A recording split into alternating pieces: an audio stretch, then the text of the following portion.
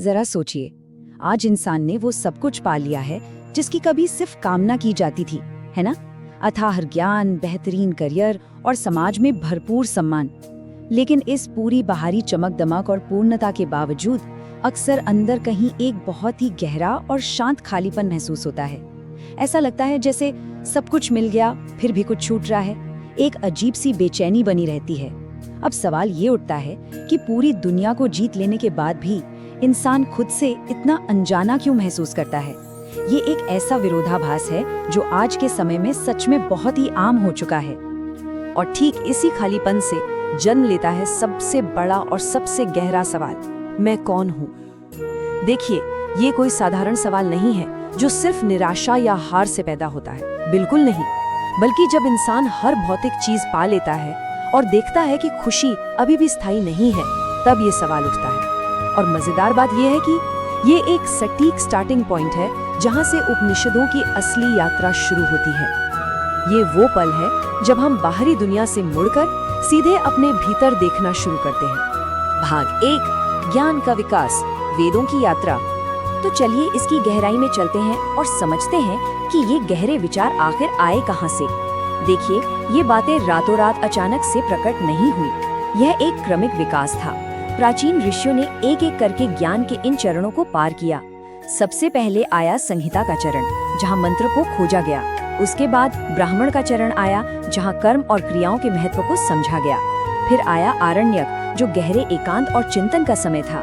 और फिर अंत में आता है इस पूरी यात्रा का शिखर, उपनिषद, जिसे अंतिम जागृति भी कहा जाता है। मतलब कर्म से शुरू होकर अंतिम आत्मज्ञान तक पहुंचने की एक पूरी व्यवस्थित प्रक्रिया। अब इस शब्द की बनावट देखिए, यह अपने आप में बहुत दिलचस्प है। उपनिषद को अगर हम तोड़ें तो उप का मतलब है पास, नि का मतलब है स्थिर होकर और शद का मतलब है बैठना, यानी सत्य को महसूस करने के लिए गुरु के पास शांति से बैठना। ये बहुत ही खूबसूरती से बताता है कि ये सिर्फ कोई किताब या ग्रंथ नहीं है जिसे बस पढ़ लिया जाए।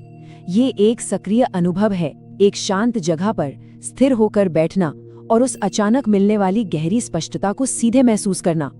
ये सिर्फ सुनने की बात नहीं है, बल्कि भीतर से गहराई से महसूस करने की बात है।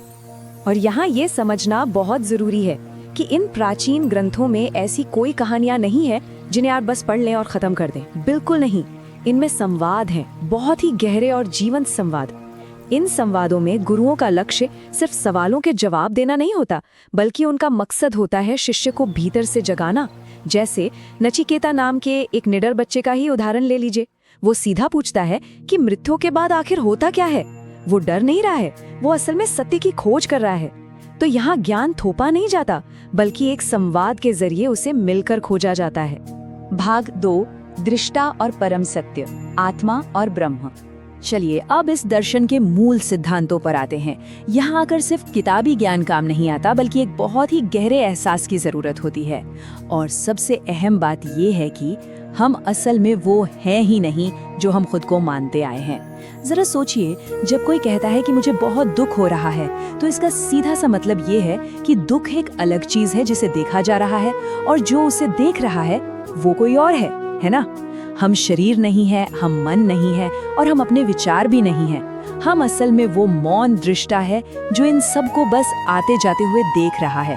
और ये देखने वाला ही आत्मा है, जो हर भावना और हर परिस्थिति से पूरी तरह से अलग और स्वतंत्र है। इस बात को एक बहुत ही शानदार उदाहरण से समझा जा सकता है। एक लहर और समुद्र के बारे में सोचिए। लहर उठती है, गिरती है और टूट जाती है, बिल्कुल हमारे भौतिक शरीर और हमारे विचारों की तरह, जो लगातार बदलते रहते हैं। लेकिन जो समुद्र है वो हमेशा वैसा ही रहता है, गहरा और स्थिर।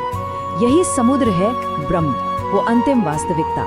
हमारे रूप भले ही बाहर से बदलते रहें, लेकिन जो हमारी मूल चेतना है वो उस समुद्र की तरह ही शाश्वत और कभी न बदलने वाली है।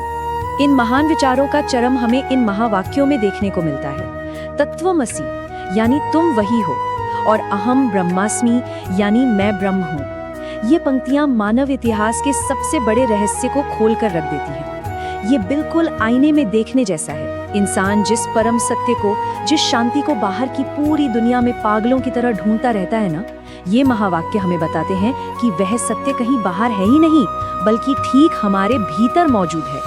हम ही वह सत्य हैं। भाग 3, आधुनिक दुविधा, अपने भीतर सत्य की खोज। अब आप सोचेंगे कि इन प्राचीन शिक्षाओं का आज की इस भाग दौड़ भरी दुनिया से क्या लेना देना। बहुत कुछ लेना देना है। आज हमारे पास असीमित सुख सुविधाएं हैं, सोशल मीडिया है, लेकिन बाहरी दुनिया को जीतने की इस होड़ में इंसान ने खुद को जानना छोड़ दिया है।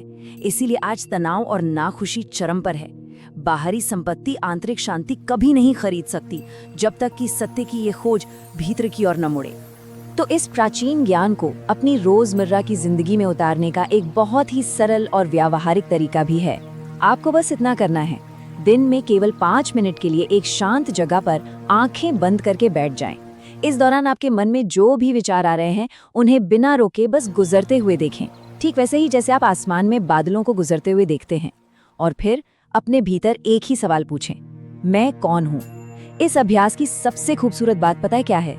इसका उत्तर कभी शब्दों में नहीं आता, बल्कि ये धीरे धीरे एक शांत अनुभव के रूप में आपके भीतर खुद ब खुद उभरने लगता है। हमारे इस पूरे विश्लेषण का सबसे शक्तिशाली और गहरा निष्कर्ष इस एक ही पंक्ति में समाया है। जब इंसान इस बाहरी दुनिया को समझ लेता है और उससे पूरी तरह ऊब जाता है, तब असल में स्वयं को समझने की यात्रा शुरू होती है। और इस यात्रा का अंत इस महान एहसास पर होता है कि खोजने वाला ही असल में वो खजाना है जिसे खोजा जा रहा है। हम अपनी सोच से कहीं अधिक विशाल, कहीं अधिक गहरे और पूर्ण हैं। और यकीन मानिए, ये एक ऐसा एहसास है जो जीवन को देखने का नजरिया हमेशा के लिए बदल देता है। लेकिन ये यात्रा यहीं समाप्त नहीं होती। ये तो बस एक शुरुआत है। इन प्राचीन ग्रंथों में आत्मज्ञान, चेतना और वास्तविकता के ऐसे कई और गहरे रहस्य आज भी छिपे हैं जो सामने आने का इंतजार कर रहे हैं। तो सवाल ये है, क्या हम इस ज्ञान के महासागर में और गहरे उतरने और उन रहस्यों को पूरी तरह से समझने के लिए तैयार हैं? ये एक ऐसी यात्रा है जो सिर्फ जानकारी नहीं देती, बल्कि पूरे अस्तित्व को एक नई जागृति से भर देती है। इस विश्लेषण में हमारे साथ जुड़ने के लिए बहुत बहुत धन्यवाद, और आगे की खोज निश्चित रूप से और भी रोमांचक होने वाली है।